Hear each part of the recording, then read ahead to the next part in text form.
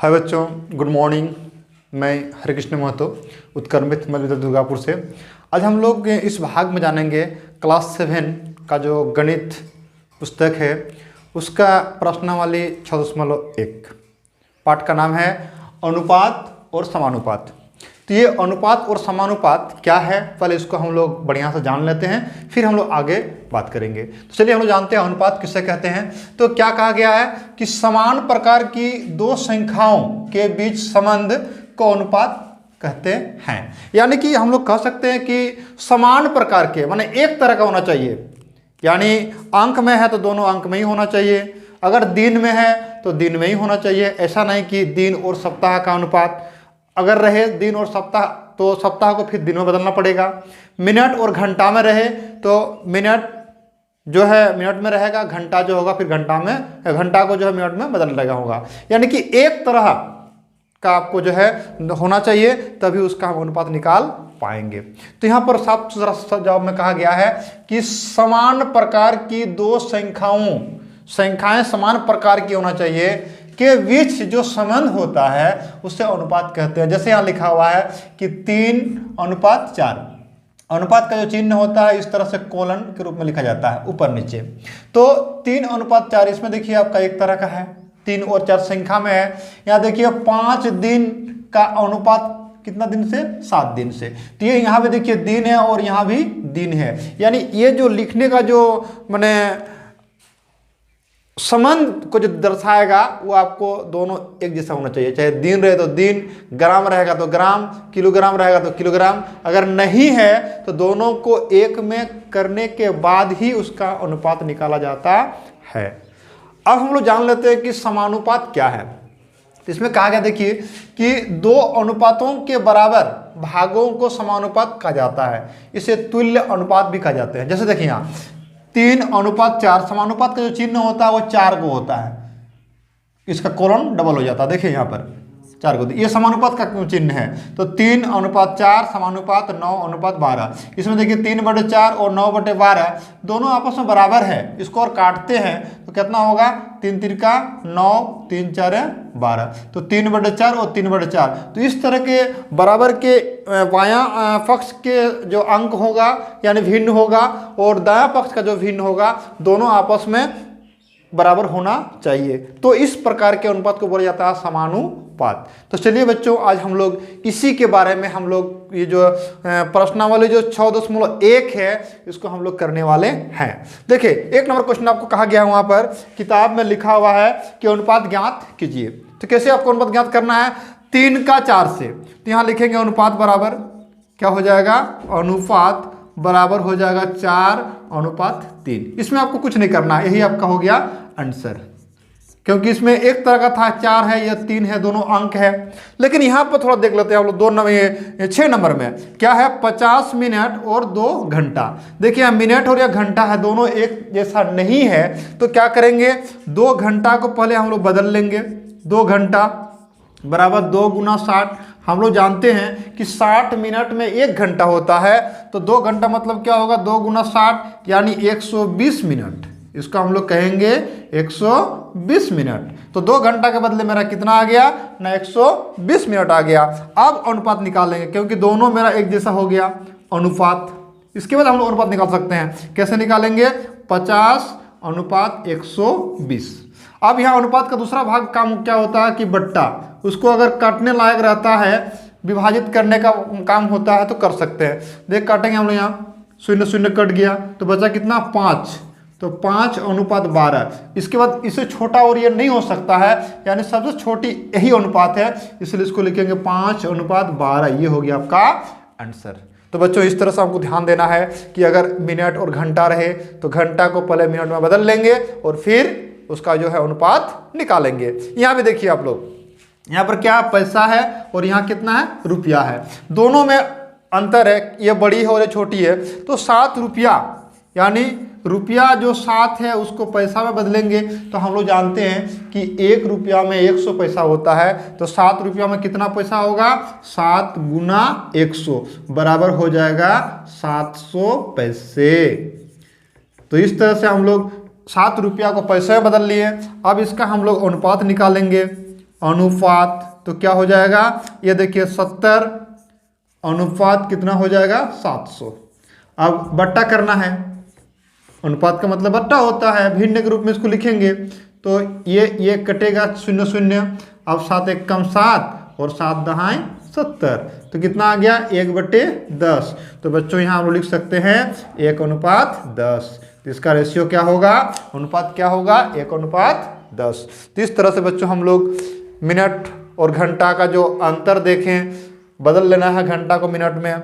यहाँ रुपया और पैसा का जो अंतर देखें, रुपया को पैसा में बदल लेना है। तो इस तरह से हम लोग बदलने के बाद अनुपात निकाल सकते हैं। अब इसी पार्ट में एक और तरह का प्रश्न है जिसको हम लोग को जानना है।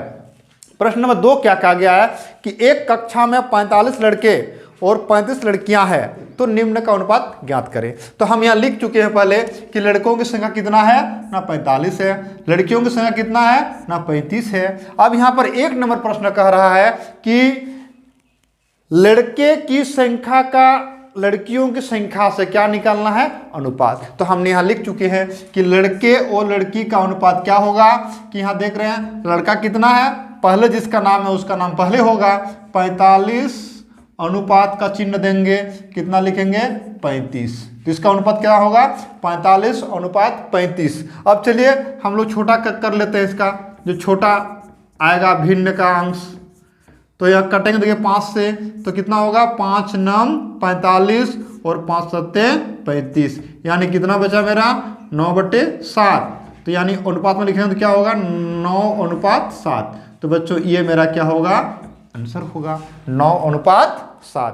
अब प्रश्न नंबर 2 क्या कह रहा है कि लड़कियों और लड़कों का अनुपात। देखिए यहाँ लड़की का नाम पहले है तो लड़की की संख्या को हम लोग पहले लिखेंगे, कितना होगा 35। लड़की को पहले लिख लिए, लड़का बाद में है, इसका अनुपात को कहाँ लिखेंगे बाद में। अब फिर इसको भी निकालेंगे हम लोग बराबर दे करके, तो कितना होगा 35 बटे हो गया 45। तो यहाँ भी काट सकते हैं, 5 7 35 5 9 45, तो कितना हो गया 7/9। तो बच्चों इसका जो अनुपात होगा कितना होगा 7:9 होगा। तो इस तरह से हम लोग इसका भी अनुपात निकाल सकते हैं। 3 नंबर इसी का है 2 का ही, कि कुल विद्यार्थियों की संख्या, जी हाँ लड़के की संख्या का कुल विद्यार्थी से निकालना है। तो सबसे पहले हम लोग कुल जो विद्यार्थी है उसको पता कर लेंगे। तो कुल विद्यार्थी मेरा कितना है, तो देखिए यहाँ पर लड़के हैं 45, लड़की है 35, तो 45 और 35 दोनों को जोड़े तो कितना हो गया 80।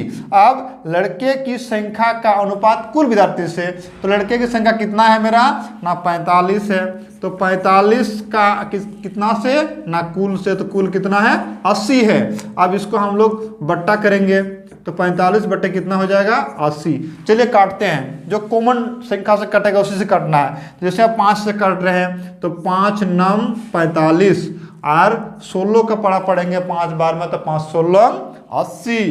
तो क्या हो जाएगा 5 16, या ऐसे भी काट सकते हैं, 5 1 कम 5 बचेगा 3, तो 30 होगा, यानी 5 चौक 30। तो इस तरह से अलग अलग भी हम लोग काट सकते हैं।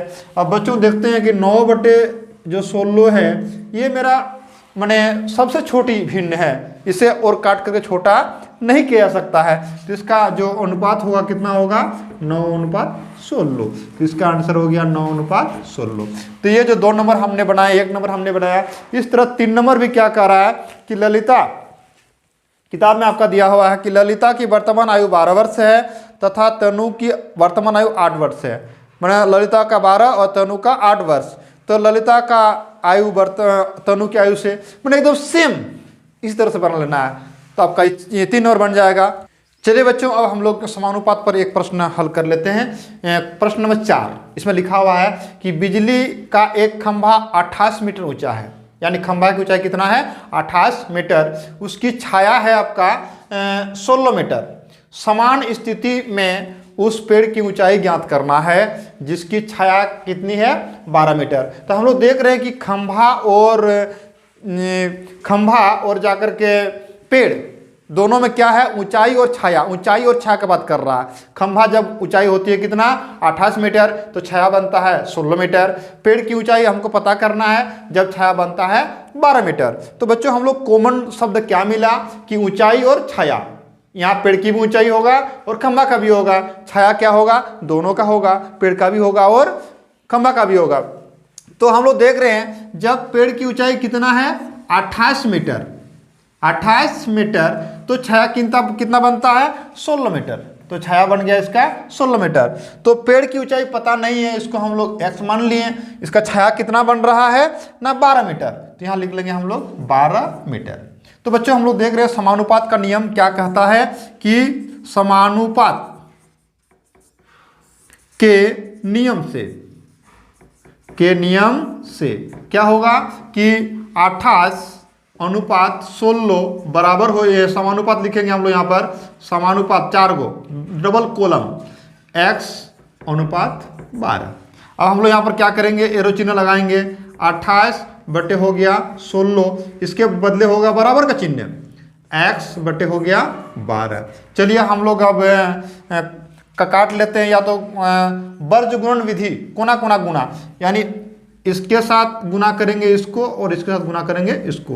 तो क्या होगा हम लोग यहाँ पर 28 गुना 12 बराबर हो जाएगा 16 गुने x, कोना कोना, इससे गुना करना है इसको, इससे गुना करना है इसको।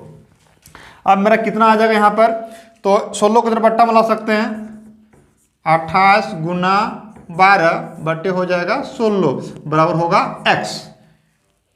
गुना रूप में रहने से इधर आने से बट्टा रूप में हो जाता है। अब काटते हैं, चलिए 4 से 4 16 और 4 3 12, 4 7 28, तो कितना आ गया यहाँ पर 3 7 21 बराबर हो गया x। ये आपका एरो चिन्ह है। तो यहाँ x का मान कितना आ गया 21 मीटर। तो हम बच्चों कह सकते हैं कि पेड़ की ऊंचाई, ये x मेरा क्या था, पेड़ की ऊंचाई था, तो क्या हो गया पेड़ की ऊंचाई ब्रैकेट में x लिखेंगे क्योंकि उसको माने थे, बराबर कितना हो गया 21 मीटर। ये हो गया मेरा आंसर। तो बच्चों इस तरह से हम लोग अनुपात और समानुपात का जो कॉमन शब्द होगा, जो दोनों में मिलेगा, जैसे यहाँ पर खंभा की भी ऊंचाई बोल रहा है और पेड़ की भी ऊंचाई बोल रहा है, तो उसको हमने लिख लिया। छाया दोनों का बात कर रहा, छाया को लिख लिया। तो ये मेरा क्या है, खंभा की ऊंचाई 28 मीटर जब था तो उसकी छाया कितना हो गया 16 मीटर। तो पेड़ की ऊंचाई नहीं पता है, उसके जगह हम लोग x मान लिए और छाया कितना दिया हुआ था 12 मीटर। तो इस तरह से अनुपात, समानुपात के नियम से हम x का मान निकाल लेते हैं, तो हमको पेड़ की ऊंचाई प्राप्त हो जाती है। तो बच्चों इस तरह से हम लोग 6.1 जो पार्ट है अनुपात और समानुपात, इसको हम लोग कर सकते हैं। तो ये वीडियो आप लोग कैसा लगा, लाइक कमेंट में जरूर बताएंगे, और अंतिम तक देखने के लिए और समझने के लिए सभी को धन्यवाद।